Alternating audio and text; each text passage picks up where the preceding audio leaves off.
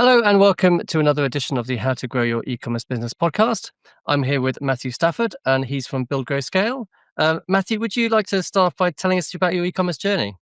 Yeah, sure. I'd love to. It's a little more unique than most. I was actually pouring commercial concrete, and I had done it for about 23 years. When Excellent. uh, I was traveling all over the country, but I was actually in hotel rooms about 200 days of the year, and so I realized that I didn't want to keep doing that. And I went to a Tony Robbins event, and he was selling a program called Money Masters.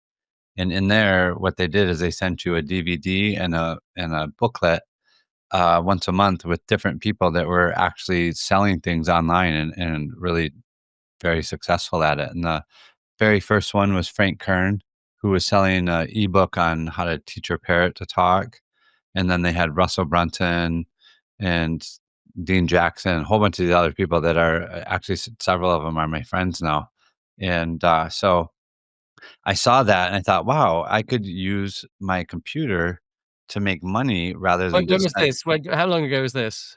about about 15 years ago, 15, Okay, 16 years ago. Yeah.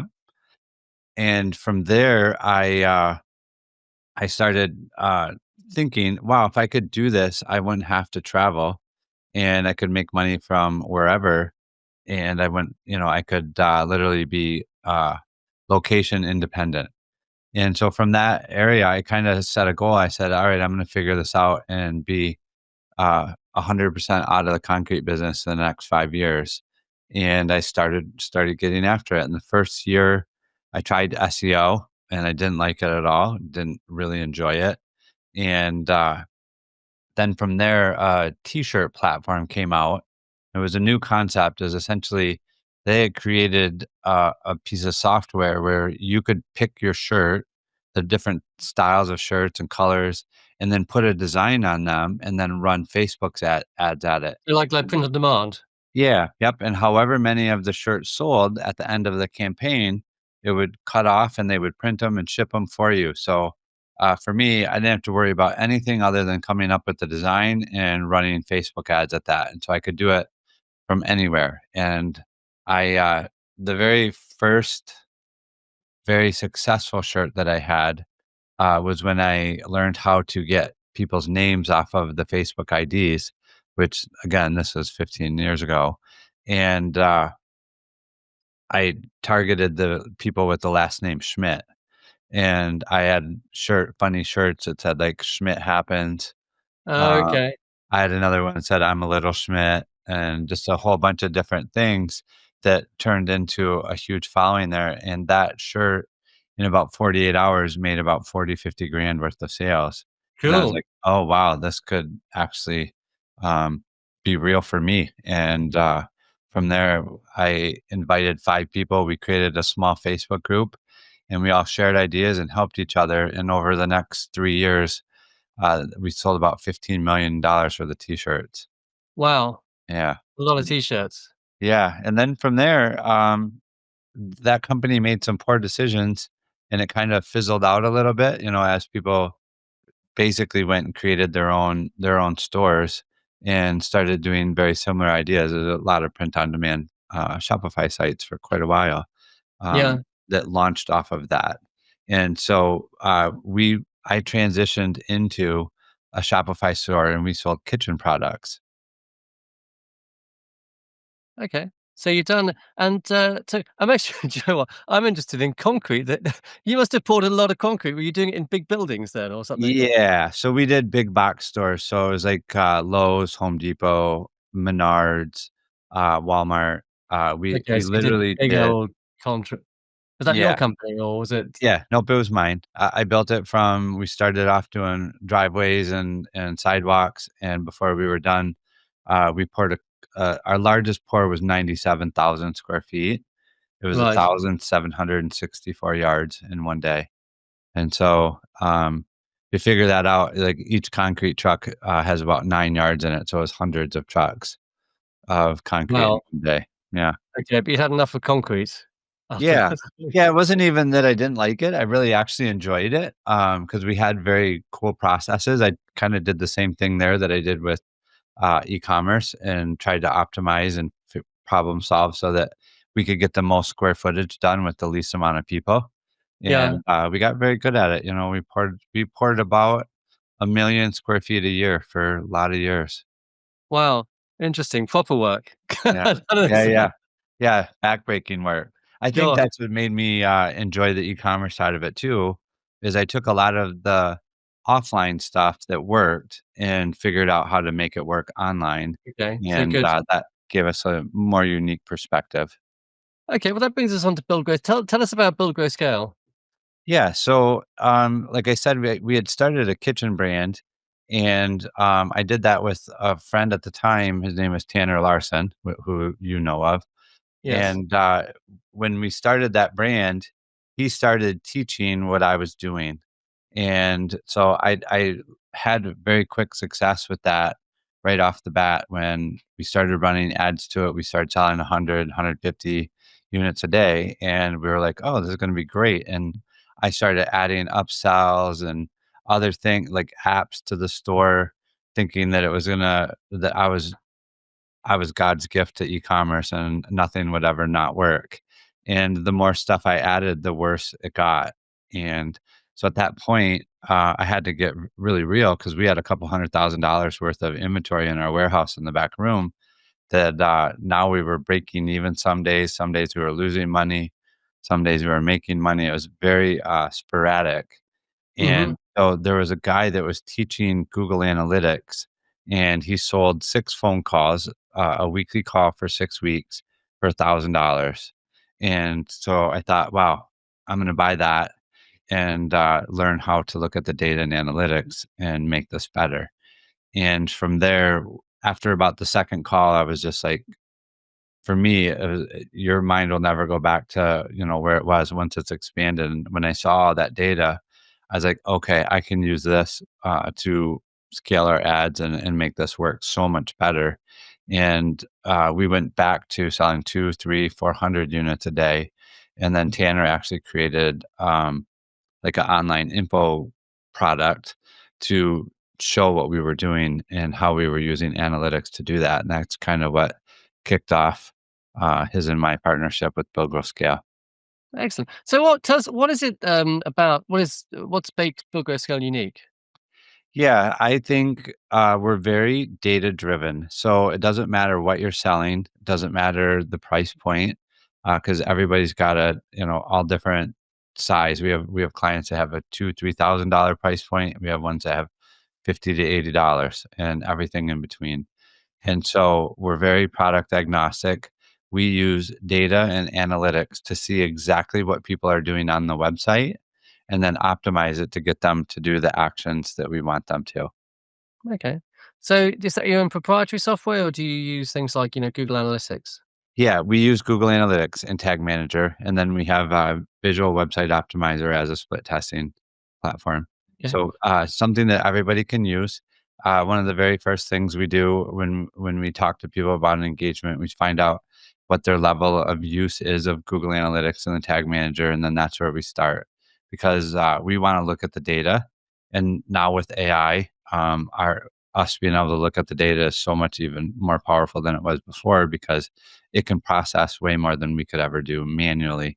So for the last 10, 12 years, we always did it manually. Now we use AI and it's changing our business very quickly.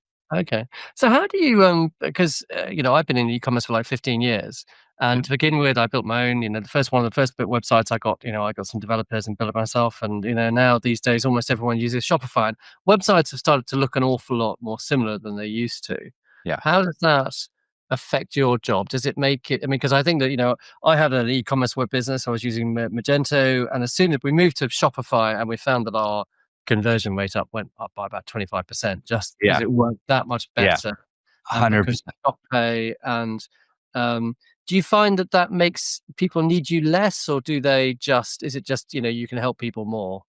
I think we can help them more. And the reason why it's so much easier to work on, it has, when they created the app marketplace and allowed people to build apps that you could then use in your store, it gave them the ability to move much quicker than the other platforms. and it kind of took the lion's share of the new business.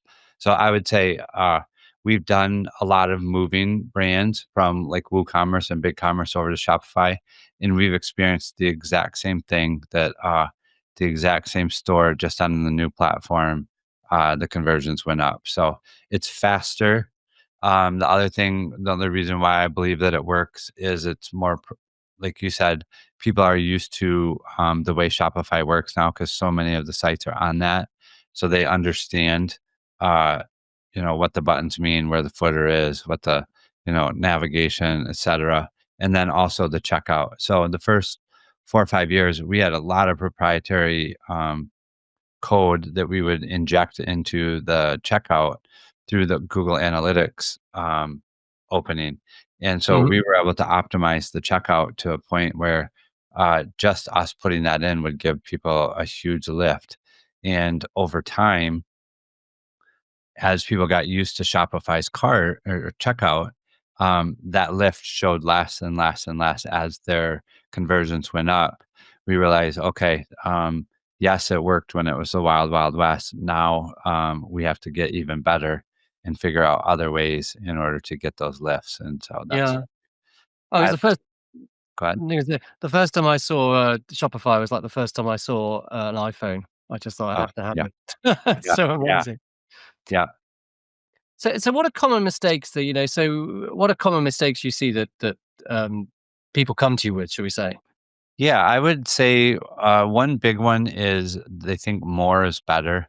Like, they just wanna, like, basically show you everything that they have for sale, and they think that by doing that, that you will, make more sales, and what happens is it usually makes the site um, look less professional, less trustworthy. And so we have a very specific process of like your homepage is not made for selling. That isn't made for them to, when they land on the page, do I trust this company? Are they selling what I'm looking for? And how do I find like easy navigation to what I'm looking for? When you get the navigation right and you use search, search and filters will be your largest revenue producer on your store because the people that can find what they're looking for or can type in a problem and get it solved will actually end up converting about twice the site average and about 3 to 4 times the value. Okay. So then from there, I would say having a set of filters make it very easy for people to chunk it down. The closer that they can select what they're looking for, like if you're selling clothes, give them the ability to select colors, sizes. So good attributes so the people Yeah, can filter on. yeah, and every time that people use those, they'll convert much higher than people that have to, like, go to dresses and then scroll through 50 of them to find what they're looking for. They say blue dress, the knee length and these sizes, and it shows them the 4 blue dresses that you have. You have a much better chance of selling than just going to the dress category and letting them scroll through your dresses. Mhm. Then from there, the product page, we also say, once you get to the product page, you need to have a hierarchy of focus, which means the next most important action that you want them to take from the product page all the way through to the checkout is the button to stand out so that they know, like, okay, this is the next most important thing to do. And what I Mhm. mean by that is a lot of people always go, oh, I want to test the button color because that's what they know how to test. Well, the truth of the matter is the button color doesn't matter. The text on the button matters way more as far as Mhm. conversions are concerned. But the color portion of it, what matters is if your theme on your store is black and yellow, that you don't use black and yellow buttons that It blend needs to in just with be all the other contrast. stuff. We want it to stand out. It can be blue, green, you know, lots of different colors, but not black or yellow because we want it to look like, okay, this is the next thing that I do. And then they don't even have to think about it. Okay. So, what kind of companies do you work with? What's your kind of, what's your ideal client? Yeah. The ones that we actually go in and help them build, grow, and scale their business, where we partner with them. I say partner, it's where we do all their data and analytics, we do all their split testing, have a weekly call and help them build through using data to scale. They typically are doing about 200,000 a month, and Hmm. then up from there. We have some that are even doing 4 or 5 million a month, but that's more rare. So I would say typically the 3 million up range, and also the other thing that I would say is they need to be coachable. So so many brands come to us and they want to pay us to help them, and then we say, "Hey, this is what the data shows," and they're like, "Oh, wow, that's off brand." And I'm like, "Well, off brand, brand, how you have a brand is making sales, and if the data shows that this is the way to make more sales, then this is how you'll have more lifetime Needs to be customers." an open mindset, a growth mindset. Yeah, yeah, yeah, and so because we wanna win too, and so if we know that the data tells us that if we do A X, Y, Z, we're gonna win, we want people that are, not emotionally attached to things that are not data driven. Hmm. So what is the kind of your usual kind of client journey? Is it, do you do it over the course of years, or is it a kind of a um, how do you take people through your process? Yeah, so, we have a lot of free resources on our website, so if people are doing less than, that bigger number where we can't really partner with them. We have some smaller things that we would do. We have an 8-week program. We also do audits where we'll go through and share a whole bunch of our best practices through their site. But in all reality, you can get that from the podcasts that we have right on our website. So you could Hmm. go watch those, use that information to kind of continue to make improvement. And then from there, when you go, hey, we're growing, and rather than hire a full time team, we'd like to have you do this, where you already have people that have been doing it for 10 years and know exactly what to do. And you can just tell us the process and move forward. And so that's really the journey. It's either you're doing that much now and you're struggling to be profitable, or you're profitable and you want to be able to scale, or you're small and you want the information that you need in order to get to that point. Okay. So, what do you think turns a good e-commerce business into a great one? Good question. What's the difference between the two? Yeah, I will tell you, we work with a lot of brands, and the thing that takes them from good to great is customer service. Uh huh. Really, you'd be shocked at how many people want to be in e-commerce because they don't want to talk to people or they don't want to deal with people, and they Okay. think that from behind their computer, they don't have to. That always reflects in their business. The ones who treat their customers like it's their mom and they're going to take care of them no matter what, those brands always find a way to weather the storm, be more profitable, scale when times are good, and hunker down when times are tight. Because even in e-commerce, we've seen it for the last 12, 15 years. There's cycles in it. There's times when like the iOS changes, that Hmm. created a huge controversy and a lot of very hard times for a lot of brands. In fact, I think that it's like a natural weeding out of the people who didn't take their business serious, or who didn't run a good business. And so the people that were able to hunker down had a lot more market share by the time they came out on the other side. So, what do you mean by customer service? I mean, do you mean the classic kind of Zappos thing where someone would ring them up and they'd order a pizza for them or something, or do you mean? Could you give me some examples of what do you think it takes? Yeah. So, one, yes, having a phone. I think that that matters again. There was Yeah. quite a while where you didn't need a phone, but I think if you have someone who's willing to answer the phone and talk to people, you'll be shocked at how much better you understand your customers and how many things that they will tell you about, that would help you improve your business. In fact, Hmm. one of the greatest split tests, or not, it's actually not even a split test, but one of the greatest techniques that we've ever done, and it's probably responsible for 6 of 10 of our biggest wins over the last 4 or 5 years, which have resulted in tens of millions of dollars in sales, is on the thank you page. We have a little pop-up that says, "What was the one thing that almost made you not buy?" Hmm. But when people put that, and then those people who just bought tell them what they didn't understand, what they didn't think was good, where the friction was, we can go back through that buyer's journey and make it even better, and they'll make more sales. Okay. So it's just really listening to the customers, you think? Yeah. Yep. And so many people think they are their customer that they make a lot of assumptions. And the moment they start talking to the ones that are actually high quality customers, they'll find out so much more that they just have a blind spot to it, but they can't see it because that's why it's a blind spot Mhm. until someone tells them.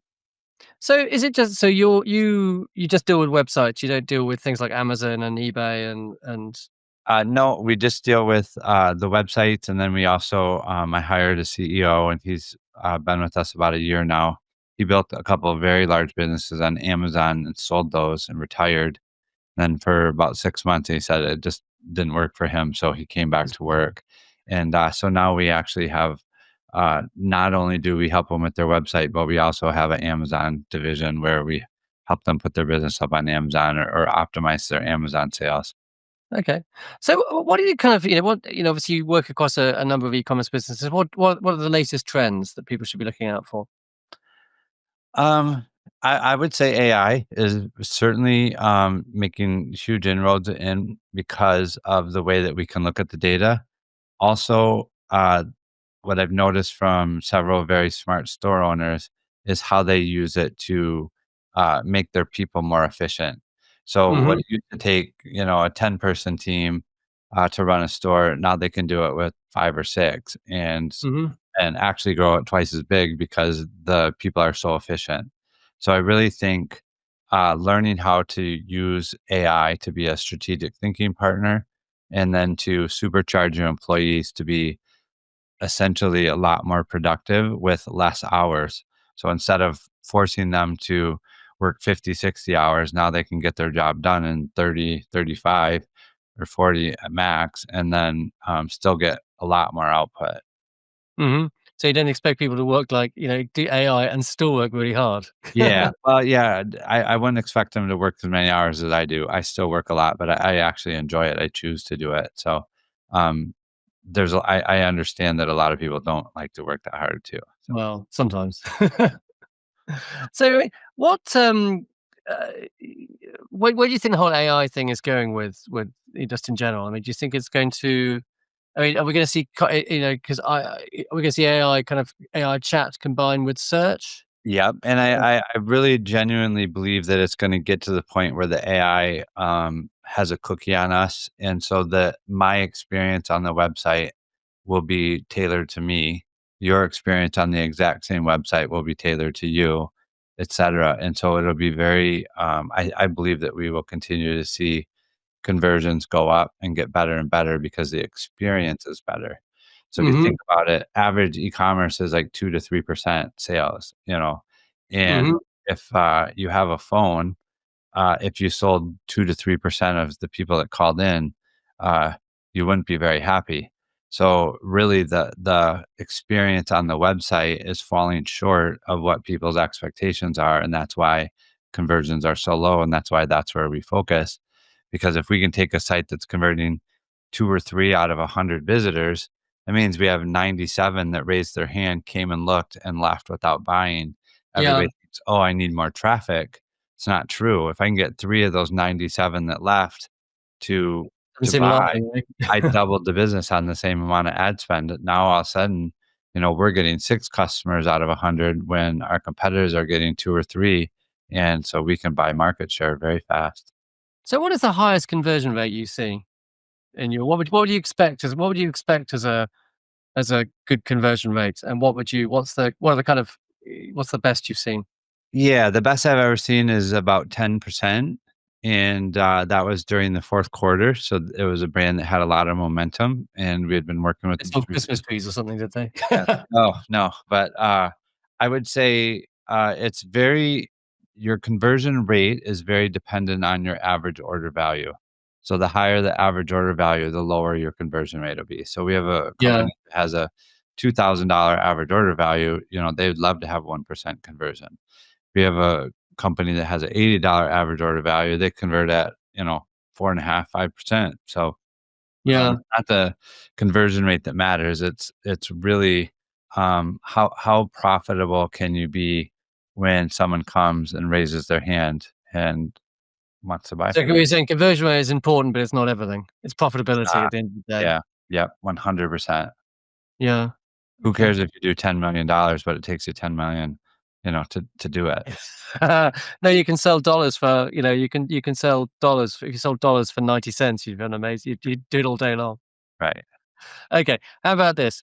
What are your top 5 bits of advice for e-commerce sellers? See if we can get to 5. We can go further if you like, but, Yeah. No, I would say, one, customer service, yep. number one. Two, know your data, Mhm. because then that way you're not just throwing ideas against the wall and trying to figure out what sticks. You can be a lot more laser focused. Three, have a hero product that gets people to into your community or ecosystem, so that then you can follow up and market with them and create a relationship. Like a repeat purchase product or Yeah. a Yeah, or something that you can use as a loss leader or break even. Because if you can mhm, acquire customers at break even, then you can scale a very large business. mhm. Um, or I would say, um, I'll use website principles and say, there's a paradox of choice. So, don't think more is better. If you can offer 12 colors of a t-shirt, don't. Because, when you do that, you actually create they go, "Oh, I like the pink one. Oh, I like this shade too. Ah, I like the blue one." And then what happens is they go, "I'll just come back later." Every single time when we've reduced the number of choices, conversion rate goes up. So I would say, um, be aware of the buyer psychology and the way that people interact Mhm. with your website online. And then 5, I would say learn how to use AI to supercharge your team, because then you'll be able to get a lot more done than the average store owner who's afraid of it. Okay. That all seems like very good advice. Okay. Excellent. I've got one final question for you. What's inspired you recently? Have you seen any good films, any good books you've read? Okay. Yeah, yeah, it's definitely not focused around e-commerce. I read a Please, book. not uh e-commerce related. We talked to e-commerce enough. Yeah, I read a book called The AI Driven Leader, and, Mhm. it was a great book, and it really talked about how to use AI as a strategic thinking partner, not as something that you're just using for answers, but a way to actually think better, because, uh, over time, the human element is still going to matter as to who's directing it and how to use it as an effective tool. The AI driven leader. Okay, that sounds good. Where can people find you online if they want to get in touch? Yeah, buildgrowscale.com, and my email is matt@buildgrowscale.com. Like I said, we have a bunch of free resources, and go on there and use those, or if they wanna book an appointment and just have me do an audit with them on the website, I'm happy to do that. Excellent. Matt or Matthew, it's been great talking to you. Thanks so much for your time. Yeah, thanks for having me, Trevor. Cheers. Bye. Bye.